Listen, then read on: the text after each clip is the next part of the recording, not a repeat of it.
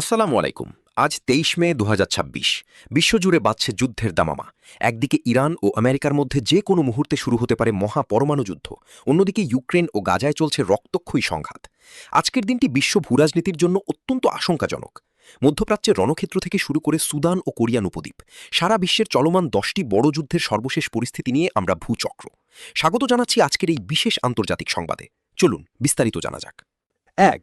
Iran US যুদ্ধ ভেঙে পড়ার মুখে যুদ্ধবিরতি, ট্রাম্পের নতুন হামলার হুমকি। মধ্যপ্রাচ্যে চরম উত্তেজনা, ইরান ও যুক্তরাষ্ট্রের মধ্যে চলমান ৮৫ দিনের যুদ্ধ পরিস্থিতি আরও ভয়াবহ রূপ নিচ্ছে। যে কোনো মুহূর্তে ভেঙে পড়তে পারে দুই দেশের মধ্যকার ভঙ্গুর যুদ্ধবিরতি। মার্কিন সংবাদ মাধ্যম অ্যাক্সিওস জানিয়েছে, আজ ২৩ মে মার্কিন প্রেসিডেন্ট ডোনাল্ড ট্রাম্প ওয়াশিংটনে তার শীর্ষ জাতীয় নিরাপত্তা দলের সাথে জরুরি বৈঠক করেছেন। শেষ মুহূর্তের শান্তি আলোচনা সফল না হলে ইরানের ওপর নতুন করে বড় ধরনের সামরিক হামলা চালানোর তীব্র প্রস্তুতি নিচ্ছে হোয়াইট হাউস। ইরান ও আমেরিকার এই দ্বন্দ্বে পুরো বিশ্ব অর্থনীতি এখন চরম ঝুঁকির মুখে। বিশেষ করে স্ট্রেইট অফ হরমুজ বা হরমুজ প্রণালীর জাহাজ চলাচল বন্ধ হওয়ার আশঙ্কায় জ্বালানি তেলের বাজারে আগুন লাগার উপক্রম হয়েছে। ২. তেহরানে পাকিস্তানের সেনাপ্রধান, মধ্যস্থতার শেষ চেষ্টা। ইরান ও আমেরিকার সম্ভাব্য মহাপরমাণু যুদ্ধ ঠেকাতে এবার ময়দানে নেমেছে পাকিস্তান। আজ ২৩ মে পাকিস্তানের সেনাপ্রধান ফিল্ড মার্শাল আসিম মুনির ইরানের রাজধানী তেহরানে পৌঁছেছেন। তিনি ইরানের পররাষ্ট্রমন্ত্রী আব্বাস আরাগচির সাথে গভীর রাত পর্যন্ত এক রুদ্ধদ্বার বৈঠক করেন। পাকিস্তান একই সাথে ওয়াশিংটন এবং তেহরান উভয় পক্ষের সাথেই ঘনিষ্ঠ সম্পর্ক বজায় রেখে এই যুদ্ধ থামানোর শেষ চেষ্টা করছে। তবে ইরান স্পষ্ট জানিয়ে দিয়েছে, আমেরিকার অতিরিক্ত ও অন্যায় দাবির কারণে শান্তি আলোচনা সফল হওয়া কঠিন। একই বিষয়ে আলোচনার জন্য পাকিস্তানের প্রধানমন্ত্রী শাহবাজ শরীফ আজ চীন সফরে গেছেন, যেখানে তিনি প্রেসিডেন্ট শি জিনপিংয়ের সাথে বৈঠক করবেন। ৩. পূর্ব ইউক্রেনে কলেজের ওপর ভয়াবহ হামলা, নিহত ১০। এবার নজর দেব রাশিয়া ইউক্রেন যুদ্ধের দিকে। পূর্ব ইউক্রেনের রুশ অধিকৃত লুহান্স্ক অঞ্চলের স্টারোবেলস্ক শহরের একটি কলেজে ইউক্রেনীয় বাহিনী ভয়াবহ মিসাইল হামলা চালিয়েছে। রুশ সমর্থিত স্থানীয় কর্তৃপক্ষের আজ সকালের তথ্য অনুযায়ী ধ্বংসস্তূপ থেকে এ পর্যন্ত ১০ জনের মরদেহ উদ্ধার করা হয়েছে। এই হামলায় আহত হয়েছেন আরও অন্তত ৩৮ জন। এখনও ১১ জন শিক্ষার্থী নিখোঁজ রয়েছেন বলে জানা গেছে। উদ্ধারকর্মীরা সারা রাত ধরে ধ্বংসস্তূপ সরানোর কাজ করেছেন এবং নিহতের সংখ্যা আরও বাড়তে পারে বলে আশঙ্কা করা হচ্ছে। ইউক্রেনের দাবি, ওই কলেজ ভবনটি রুশ সামরিক বাহিনী তাদের ঘাঁটি হিসেবে ব্যবহার করছিল। ৪. রাশিয়া ইউক্রেন যুদ্ধে আরও ৩ বাংলাদেশির মর্মান্তিক মৃত্যু। আমাদের জন্য অত্যন্ত দুঃখজনক একটি খবর। ভালো বেতনের চাকরির প্রলোভনে পড়ে রাশিয়া গিয়ে যুদ্ধে জড়িয়ে প্রাণ হারিয়েছেন আরও ৩ জন বাংলাদেশি যুবক। নিহতরা হলেন মাদারীপুরের সুরুজ কাজী এবং কিশোরগঞ্জের জাহাঙ্গীর হোসেন। এছাড়া কুমিল্লার ইউসুফ খান নামের আরেক বাংলাদেশির মৃত্যুর ভিডিও সামাজিক যোগাযোগ মাধ্যমে ছড়িয়ে পড়েছে। দালাল চক্রের খপ্পরে পড়ে তারা রাশিয়ার নির্মাণ খাতে কাজের উদ্দেশ্যে গিয়েছিলেন, কিন্তু সেখানে তাদের জোরপূর্বক ইউক্রেন সীমান্তে যুদ্ধক্ষেত্রে পাঠানো হয়। ড্রোন ও মাইন বিস্ফোরণে তাদের মৃত্যু হয়। এই নিয়ে রুশ বাহিনীর হয়ে ইউক্রেন যুদ্ধে নিহত বাংলাদেশির সংখ্যা দাঁড়িয়েছে অন্তত ৩৯ জনে। ৫. গাজা যুদ্ধ, ইসরায়েলকে অস্ত্র যোগান দিচ্ছে ৫১টি দেশ, চাঞ্চল্যকর তথ্য। গাজায় ইসরায়েলের নির্মম সামরিক অভিযানের পেছনে বিশ্ব সম্প্রদায়ের দ্বিচারিতা এবার পুরোপুরি ফাঁস হয়ে গেছে।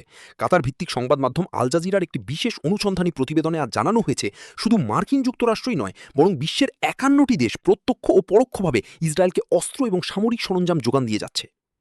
আন্তর্জাতিক অপরাধ আদালত বা আইসিজেতে ইসরায়েলের বিরুদ্ধে গণহত্যার মামলা চলা সত্ত্বেও এই দেশগুলো অস্ত্র সরবরাহ বন্ধ করেনি। মানবাধিকার সংস্থাগুলোর দাবি, এই ৫১টি দেশও ইসরায়েলের যুদ্ধাপরাধ ও আন্তর্জাতিক আইন লঙ্ঘনের সমান অংশীদার। ৬. গাজা এইড ফ্লটিলার ওপর ইসরায়েলি বর্বরতা, যৌন নিপীড়নের অভিযোগ।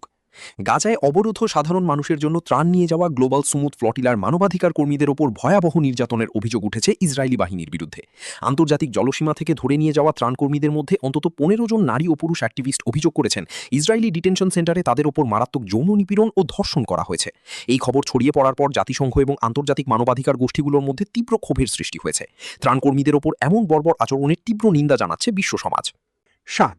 ন্যাটো জোটের জরুরি বৈঠক, হরমুজ প্রণালী সুরক্ষায় বিশেষ পরিকল্পনা। ইরানের সাথে পশ্চিমাদের যুদ্ধের কারণে বিশ্ব বাণিজ্য স্থবির হওয়ার শঙ্কায় জরুরি বৈঠক করেছে সামরিক জোট ন্যাটো।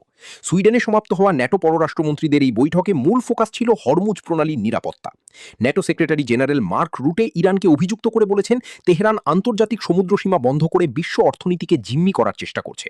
জুলাই মাসে আঙ্কারায় অনুষ্ঠিত হতে যাওয়া ন্যাটো সামিটের আগেই হরমুজ প্রণালীতে বিশেষ আন্তর্জাতিক নেভাল টাস্কফোর্স গঠনের পরিকল্পনা করছে মার্কিন ও ইউরোপীয় মিত্ররা।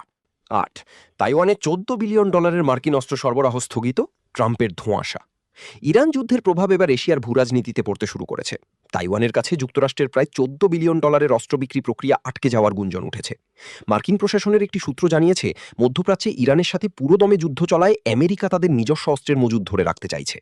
সম্প্রতি চীনা প্রেসিডেন্ট শি জিনপিং এর সাথে বৈঠকের পর মার্কিন প্রেসিডেন্ট ডোনাল্ড ট্রাম্প এই অস্ত্র প্যাকেজ অনুমোদনের বিষয়ে ধোঁয়াশা তৈরি করেছেন। তাইওয়ান এই ঘটনায় চরম উদ্বেগ প্রকাশ করেছে, কারণ চীনের সম্ভাব্য আগ্রাসন মোকাবেলায় এই মার্কিন অস্ত্র তাদের জন্য অত্যন্ত জরুরি ছিল। 9. উত্তর কোরিয়ার নতুন দূরপাল্লার ক্ষেপণাস্ত্র পরীক্ষা, কোরিয়ান উপদ্বীপে যুদ্ধাবস্থা।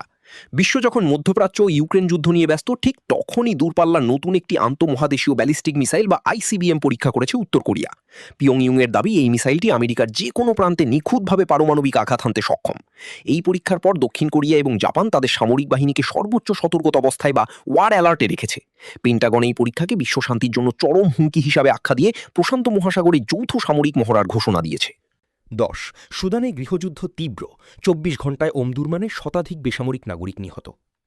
আমাদের আজকে শেষ খবর আফ্রিকার সুদান থেকে। সুদানের সেনাবাহিনী এবং আধা সামরিক বাহিনী আরএসএফ এর মধ্যেকার গৃহযুদ্ধ ভয়াবহ আকার ধারণ করেছে। আজ সুদানের ওমদুরমান শহরে দুই পক্ষের ভারী কামান ও বিমান হামলায় অন্তত 100 জন সাধারণ নাগরিক নিহত হয়েছেন। যুদ্ধের কারণে পুরো সুদানে খাদ্য ও চিকিৎসার তীব্র সংকট দেখা দিয়েছে। জাতিসংঘ সতর্ক করে বলেছে, অবিলম্বেই যুদ্ধ বন্ধ না হলে সুদান এই শতাব্দীর সবচেয়ে বড় দুর্ভিক্ষের মুখোমুখি হতে যাচ্ছে। বিশ্বের বিভিন্ন প্রান্তের যুদ্ধ ও সংঘাতের এই খবরগুলো আমাদের মনে করিয়ে দেয় শান্তি কতটা মূল্যবান। এই 10টি খবরের মধ্যে কোন পরিস্থিতিটি আপনাকে সবচেয়ে বেশি উদ্বেলিত করেছে তা অবশ্যই নিচে কমেন্ট করে আমাদের জানান। আন্তর্জাতিক রাজনীতির ভেতরের খবর এবং প্রতিরক্ষার এমন নিখুঁত বিশ্লেষণ প্রতিদিন সবার আগে পেতে আমাদের চ্যানেলটি এখনই সাবস্ক্রাইব করে রাখুন এবং পাশে থাকা বেল আইকনটি ক্লিক করুন। আজ এখানেই বিদায় নিচ্ছি। সবাই ভালো থাকুন, নিরাপদে থাকুন। ধন্যবাদ।